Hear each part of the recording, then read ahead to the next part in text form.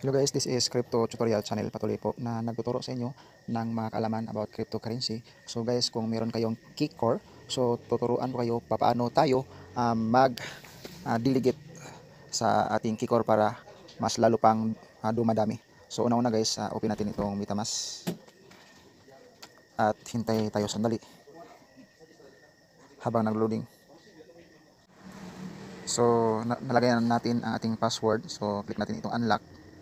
Yan, so nag-loading na po at kailangan natin gawin ito para po ang ating Keycore na token ay madagdagan ng libre at wala tayong binibili. So gawin niyo ito guys kung gusto niyo na maparami yung hold niyo na Keycore. So ito, so naka BNB Smart Chain ito. So kailangan natin itong palitan ng Core Chain. So yan, lipat tayo sa Core, then lipat tayo sa account number 1 kasi naka-account number 2 to. So click natin itong arrow pa ibaba. Okay, so ulit, then click natin itong account number 1, then ito na po ang ating account. Kung tingnan mo dito, so meron tayong Keycore na 139. So i-stick natin yan guys para dumadami yan. So click natin ito, ayan, click, sundin mo lang, click natin ito, yan. Okay, so hintayin lang natin habang naglo-loading. Then punta tayo guys sa Keycore. So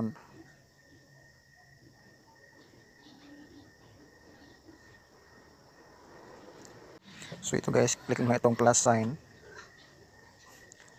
Then hintay lang tayo sandali. At type natin dito Keycore.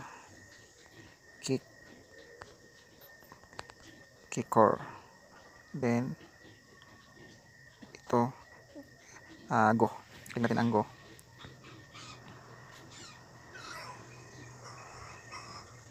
So ito guys, click natin ito keycore.io. So ito na po. Then click natin itong 3 lines. Yan, click natin ito sa gilid. Yan, click natin yan, then piliin natin itong delegate. Click natin delegate guys. Pagkatapos connect mo lang yung wallet ito. Click mo lang yung connect wallet.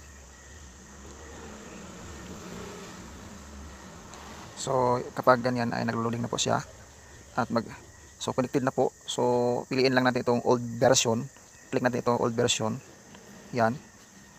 So pagkatapos naglo-loading siya, then click natin ulit connect wallet. So pagkatapos naglo-loading na naman. So hintayin lang natin. So meron tayo dito guys na ka-delegate na 8,193 Keycore. So paano pa natin i-delegate yung ating balance sa ating MetaMask? So simple guys, click mo lang itong deposit. Pero sa ngayon, hindi ko muna i-deposit. I-claim sa natin itong 116. So claim sa natin yan. Yan. Then pagkatapos ko na mag-claim dito, so scroll na pataas, then click confirm. So guys, pagkatapos ko na mag-claim dito, so tuturuan ko kayo paano mag-delegate para mas lalo pang dumadami yung Keycore nyo. So transaction submitted. Naglo-loading na po siya. So ilang sandali, yan, complete na po. So wala na akong token dito kasi nasa MetaMask na. Then click lang natin itong deposit guys. Ito deposit para makapag-delegate tayo. So ito ang aking balance, 256 Keycore. So type lang natin dito 256. So 256 Keycore. Click natin deposit. Ito, click natin yan. Then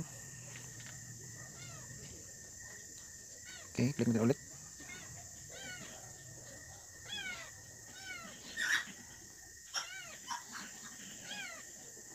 So mali pala, core pala yung na-click ko, kaya hindi pwede. So dito tayo guys, ito. Click natin deposit. Yan. Then 256. Then click lang natin itong deposit. So guys, hindi pala pwede na ating i-delegate ang 256 kasi minimum po siya na ang minimum delegation dito ay 500. So hindi pa nakaabot ng 500 ang ating core. So ang gawin natin dito, so balik po tayo. So ang ating gagawin, i-undelegate natin ito. So undelegate. I-undelegate natin guys. Tapos huwag kayong mag-alala kasi yon ang mura lang ng gas fee niya. So click lang natin itong confirm. So sundin mo lang guys. So kapag nalilito kayo, so mag-comment lang kayo sa aking FB at try ko na magsagot sa inyo. So naglo-loading na po. Yan, so ilang sandali ay ma-withdraw na natin itong 8,193 na Kikor. So transaction complete na po. So tingnan natin sa ating wallet. Okay. So ito na po, 8,449 Kikor. So back tayo kasi i-delegate natin yan. I-delegate natin yan. I-click natin deposit. Tapos 8,000. So magkano ba to? Okay, 8,449. 8,449. Okay. Then i-click lang natin itong deposit. Tapos okay, pagkatapos ng deposit,